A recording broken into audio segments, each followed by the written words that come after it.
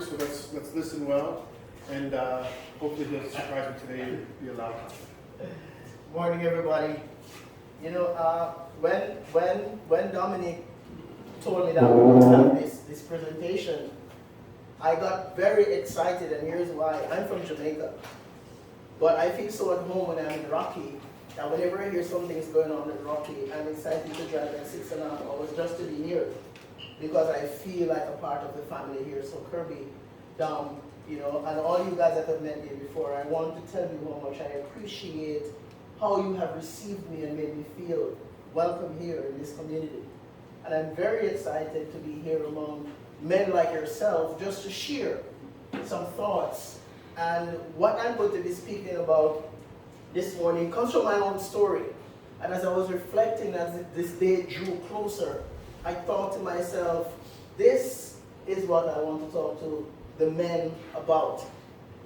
So I grew up in a community where there was everything and anything you can think about. You know, there was gang violence, you know, there was the donship where the don sees a mom or dad has a daughter and he feels that he's entitled, he would send for her, and they would have to send her. Okay, there was murders, there was drugs, there were killings. And in the streets as a young man, there were certain things that I had to wrestle with because my height wasn't my best friend among my peers. So there's a lot of bullying and there was a lot of talks that came. And in high school, I really questioned myself because there was a lot of things going on internally. Never knew really who I was, never knew what I wanted to do with my life. Went to high school and I left high school at age 17. Never had anything to show because I went through the motion, and I was still struggling because there was this internal conflict that I had to confront. And so as I thought about that, I said my presentation is going to be about how do we confront the internal critique. Because all of us sometimes we come in contact with that critique, that voice that's inside our heads, that those things that we've believed all our lives, and somehow as men we tend to live our lives within the confines of that internal critique. It is the reason why some of us we're workaholics. It's the reason why some of us, our partners can't talk to us. We're stubborn, we're strong-headed, we're strong-willed. It's the reason why some of us, we get into that space where we've created this world out of a perception that we have as relates to how we see ourselves. And so that internal critique, we all wrestle with that from one time or the next. It's what makes us smoke like extra cigarettes or drink a little extra alcohol. It's what makes us isolate sometimes and feel like because I'm a man, there are certain things that I'm not supposed to do. That internal critique, that voice that's inside our heads, the messaging that we have created because of what we have experienced or what was said to us by an ex-partner, a mentor, a grandparent, someone that we consider to be closely connected to us. And we create those messaging from that, and whether we are willing to accept it or not, those messaging becomes the main thing that controls our perspective. So the lens that we start viewing the world through is based on that messaging that we have created that was handed down to us by someone that we were closely connected to. And so we form this internal critique. We start believing and seeing ourselves through the lens of somebody else. And sometimes the question that we don't pause to ask ourselves is this, is it coming from a credible source? The messaging that we are holding on to and the dictation that we have embraced because of what was handed down to us or said to us from someone that we confided in. Sometimes we have not stopped to ask, is it coming from a credible source? And if not, what next? My internal critique used to tell me, I'm never going to be good enough. I'm never going to be able to make it to where I want to go. My internal critique told me that I wasn't the smartest kid on the block, or the tallest kid, or the best looking kid. And so I had to wrestle with that even through high school when all my friends, they were getting all the chicks and I was so intimidated and and not confident that I dare not approach them. So much so that there was a young woman in school, not that I'm regretting, but I'm remembering it. Okay? I never approached her, but we were good friends. But I was never bold enough to go beyond that little boy and say, you know what, I really like you. I would like us to take this friendship further. I was okay to have lunch with her, walk around with her, everything. And one day, all the superstars came in and swept her off her feet. And Dira was hurting because the messaging was that I don't have what it takes to be with a woman like that. What messaging have you been holding on to all your life? Has that messaging become something that has kept you in captivity? Are you a slave to that messaging without even knowing it? And what I would like us to think about this morning is I'd like us to give some serious thought to, have I been a slave to my internal critique without even knowing it? And the next question is this, am I okay to be brutally honest enough at this stage in my life to admit that, so that I can work on reclaiming my identity and my strength as a man in 2023? You see, those internal critiques, whatever it is, wherever it came from, it has the capacity to keep us in captivity without us knowing. Sometimes when I work with men, when I do life coaching with men, I sit and I talk with men, and sometimes they say to me, Rolando, I just don't know why. I just can't stop doing it. And as we talk and as we go and as we dig and we talk and we dig and we look, it all points right back to a message that was delivered to him by somebody that he thought he could have trusted their opinion. And here we are today. It's a men's conference. And we all come from different backgrounds, different ages, but there are certain messaging that we have been holding on to for a while. That if we were to be brutally honest with ourselves, we recognize that that's the reason why I am the way I am right now. That's why I'm struggling in my relationships. That's why I find it hard to make friends. That's why I find it hard to trust. That's why I find it hard to be vulnerable. That's why I find it hard to express emotions or to talk about feelings, because that messaging has held me in pause of distress and doubt all my life. So the paper that you have in front of you, I would like you to take a few minutes to be brutally honest with yourself for at least once in your life. I'm not saying you've never done it, but I want you to brutally honest with yourself this morning, and I want you to write down, what messaging have I held on to for a while now that I need to get rid of? I'd like you to think deeply, because I was talking with my friend this morning, and one thing that I find that we don't do much of as men is that we are afraid of silence. We have not learned how to experience or to open ourselves up to sit in silence and do that deep reflection and ask ourselves questions as it relates to our own health and well-being. We'll ask questions about everything else. But this morning I want you to ask yourself that question. What messaging have I been holding on to for 5 years, 10 years, 15 years, 20 years, a decade or 3, I don't know, that I'm tired and I need to let that go? Take a few minutes, gentlemen, write that down. And when you're finished, we're going to go into the next part of my presentation.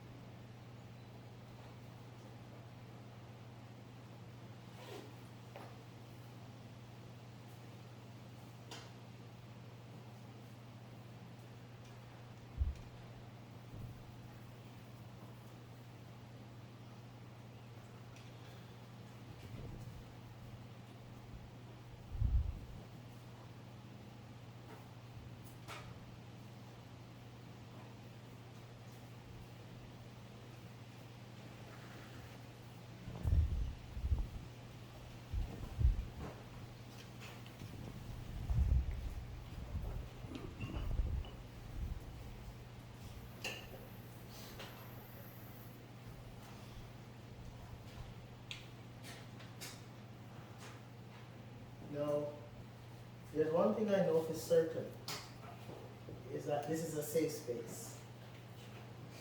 And I want to ask if anyone would like to share. What messaging have you wrestled with? And I can start. So I told you my story about high school, and I had to come to grips with a few realities. And one of the things that we talk about in therapy is radical acceptance, where you get to that place where you learn to accept the things that you can't change for what they are. One of them is I couldn't change my height. Okay, I could have changed my looks, but I preferred not to, because they're surgeries, right? But I chose not to. And so one day I had to get up and I had to look at myself, and I had to come to grips with this reality that, hey, you might not be as tall as everybody else, but you're not the shortest guy in the world. You might not be as good looking as everybody else, but you're not the ugliest guy in the world. You might not be as rich as everybody else, but neither are you the poorest guy in the world. And the moment I was able to repeat that to myself, my confidence went up to that place where I'm coming to places like these and speak. You guys would know that years ago that would have been something that killed me. I couldn't. I dare not. But I learned to challenge that critique that was living within my body, my psychological, emotional being that was holding me back from experiencing life to its fullest. And that's when my life started to change. That's when I went back to university at age 29.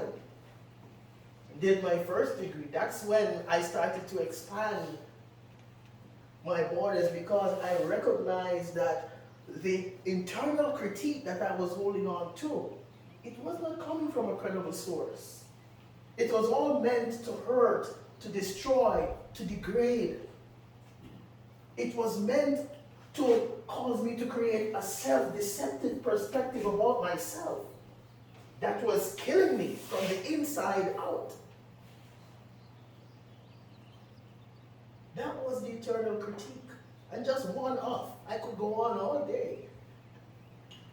Would anyone like to share what messaging have you wrestled with? No. Go ahead. I think sharing for me is me continuing to make myself vulnerable to the people that are around me. I'm a very introverted person. And I'm learning to take those steps to share, because I know that I've been a facilitator for a long time, and I think the first couple of years of my life of teaching, I would sweat and feel anxious because I always wondered if people liked me. I've learned early in that years, like a year and a half and 2 years, and I realized that it wasn't about me, it was about what they were there to learn about. So at the end of my facilitations, I think Caitlin can speak to this because he's probably heard me say it before teaching you. I would say, if you like the workshop, great, fantastic. If you like me, that's a bonus. But if you didn't, I don't fucking care. As long as you understand the message. Right? I would always say that at the end, and I would always get a chuckle, because then I would learn to be more vulnerable. And I say it a lot of times because as a facilitator, you have to be vulnerable, right? So the messaging of my life, that was just in my mind, so I shared that. But the messaging of my life, I guess, based on where I was raised in the black and a white community, is you know, I want to say the messaging I got from that community was people were, and it still happens in my life, are surprised or unexpected that I'm actually an educated black person, and I don't have I'll call it an East Coast accent, because when I said this to Kirby, I said it's the first place I feel like I can be myself in my career, of how I present myself. And hoodies are the most comfortable thing, and I'd be wearing them every day if I could, right? And before that, it was always a collared shirt to work. Can't wear jeans, not that I wear jeans, but can't wear jeans, blah, blah, blah. That wasn't me. I don't think I was giving everybody the 100% of me because I was uncomfortable in that aspect. But I've learned to always say to myself, you dress the way you do, you listen to the music the way you listen to your music, because that's the culture that I was raised in. In the 80s and the 90s, listened to hip hop in my black culture. And I'm still even introverted in regards to allowing people to hear my music playlist, right? Because of my professional career and the level I got to. But that's who I am. One thing my wife has learned, because I married a Caucasian, is always hearing, she didn't get what microaggressions are. And then people would say like, oh, you don't sound black. And I'm like, right? You're black, but you're not really black. Because I can speak well, I was educated, I heard that all through high school, right? Because there's friends that were in my circle that didn't get along with some black guys because of how they carried themselves. So they gave that perception of putting it over the whole culture, right? So I think for me, I can continue to be who I want to be and dress who I want to dress. The weirdest combination of the shows that inspired me was West Coast Choppers. There's Paul Sr. and Paul Jr. We have a few.